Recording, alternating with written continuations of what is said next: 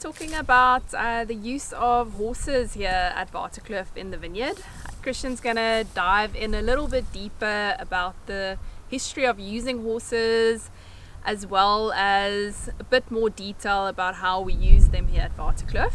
And we're also going to be tasting our Circumstance Chenin Blanc, as well as the Circle of Life Red. So here we go. Christiaan, tell me a little bit more about the history of using horses, and a bit more about these specific ones that we have at Waterkloof. Okay. Well, I mean, using horses has been dating back, before the First World War, really. And after the Second World War, tractors came in, and the horses started disappearing from farms. But some traditional farms like Waterkloof and so on has kept up using horses in the vineyards. And for one horse can do about 8 hectares on a flat surface. The more steeper the terrain, they have to get additional horses to work the vineyards. But they were mostly used for spreading the manures in the fields and for ploughing and that type of thing. And today we use them in all our bush vines. So on all our narrow spaced vineyards. So these horses are Percheron breeds. They're from the Perche province in France, and Jack is a Shire, so he's got a bit of a crossbreed, but you'll see the other ones are all Percherons.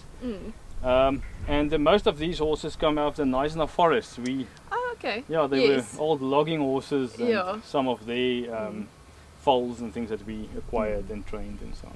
But you, when you got them, did you have to train them first? So we had to learn ourselves, because it's a bit of a lost knowledge.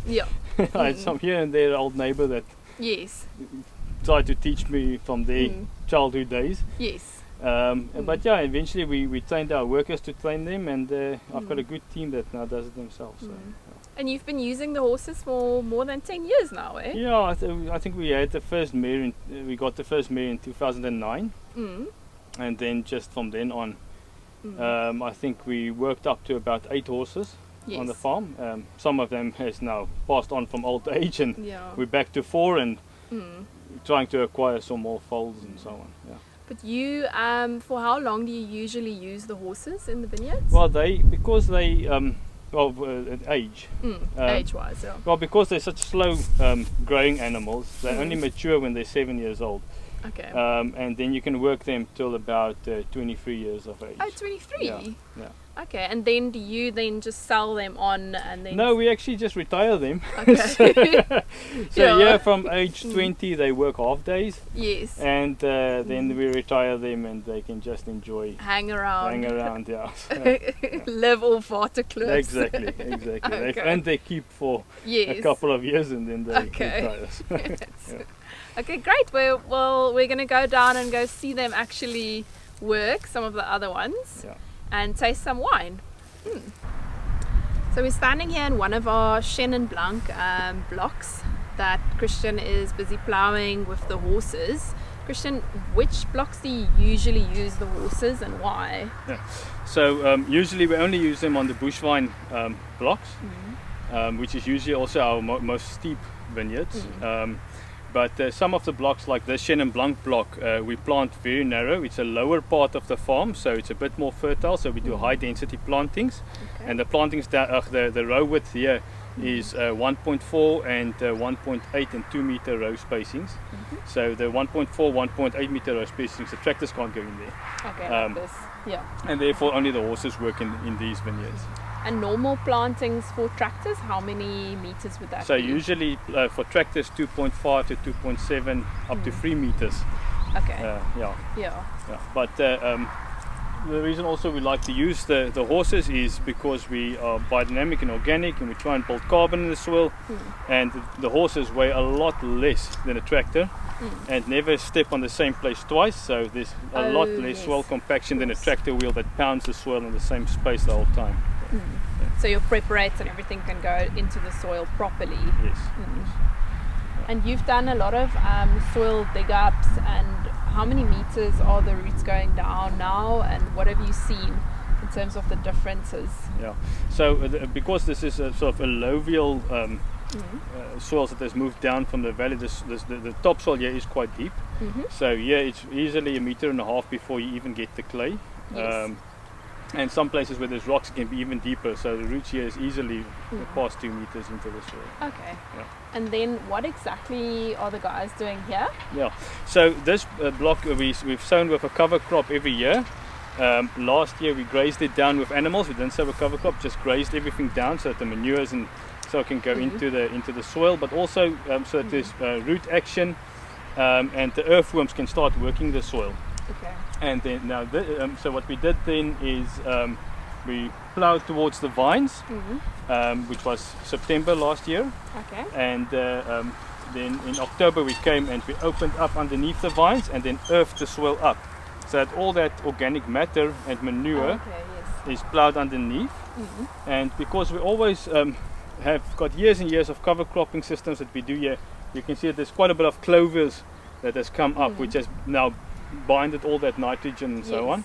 So what the guys are doing now, because the soil was earthed up in early spring and then left so that the earthworm action can take place, they're now opening up the mid rows and plowing the soil again towards the vine, which just evens everything out, opens the soils again, and when the rains now come, it can nice penetrate the soils. And these implements, where do you get them? So well, we used to find them at old antique places and restore them, and then we even tried to build some. These ones we actually are come from North Africa. Oh wow! Yeah, so they come out of Kenya and those places. It's SP8 plows. This specific plow just plows just towards the vine, and the horse can just at a slow pace, about 3.8 kilometers an hour, walk up and down the rows. And I'll show you a different plow we use later in the season. Okay. So the horses mainly used for ploughing, and you also spray your plant extracts with them, eh? Yeah, so the soil sprays, the microbial sprays are done in winter, and then the foliar sprays are done from late September to November. Okay. Okay, great. Yeah, and then obviously composting and that type of thing they do. That's mostly done on the young vineyards where you don't want that tractor compaction. Yes. Okay, so that first plow was the SP8 plow, which is quite a fast walk. Usually one handler can do that, and it's just walking up and down the vines and throws the soil underneath the vine. This is called the dodge plow or a decavlinage plow, and what happens here is the plow, when the horse pulls the plow, it's designed to the plow is designed to run towards the vine, and the handler has to move the plow before it hits the vine. So it's a much slower process, and this is what it's the last process that we do in October, just to open the soil, and then the wind would dry out the top layer, and that would be the weed control for the year. The wine we're tasting today is our Circumstance Chenin Blanc 2019. There you go. Yeah. We're standing here in one of the blocks which we use. There's about 3 different blocks that we use to make this wine. Christiaan, can you tell us a little bit about this block and then the different plantings that you have on the property of Chenin? How many hectares do we have? I always forget. Yeah, well, there's almost about 10 hectares, I would say, of Chenin. These ones are on the top of the Skarpenberg, so a little bit more rockier soils, but more exposed to the wind and the elements. This used to be a trellis vineyard, and we pruned it back to bush vine, just to get a better balance out of the block up here. Yeah. And how old is this block now? So this block is, I think it's about 8 years now. Yeah. And you are obviously not irrigating this because you don't have any water to irrigate it. No, we can irrigate, I think, maybe 6 hectares, which is always just the young vineyards. So what we do is when we plant the block, we irrigate it the first year, and then nothing from then on. So, just to make sure that it survives the first year. Yeah, just to get it for the first year. Okay. So winemaking wise, well, here at Waterkloof we pick all of our grapes by hand. The horses that you saw earlier, they bring it to the winery, and then we cool this down overnight, and the following day we process. So we sort through this all by hand, first of all in the vineyard, and then once again in the winery, and we press it in our modern basket press. We run it down via gravity We don't add any enzymes or anything to let it settle. We just let nature do its thing. And then from there on, we put the clean juice in barrels. This is 100% barrel fermented, older 600 litre barrels. And we left this for about 8 months in barrel. We don't stir up the lees or anything. We just let it be. And then we take it out, give it a basic filtration, and put it to bottle. So I quite like this Chenin. It's got that beautiful stone fruit. There's a little bit of a botrytisy character coming through. And then on the palate, it's just got a nice fresh acidity, but it's still got a nice roundness because we leave it for so long. It develops a lot of complexity. And that's it. Circumstance Chenin 2019.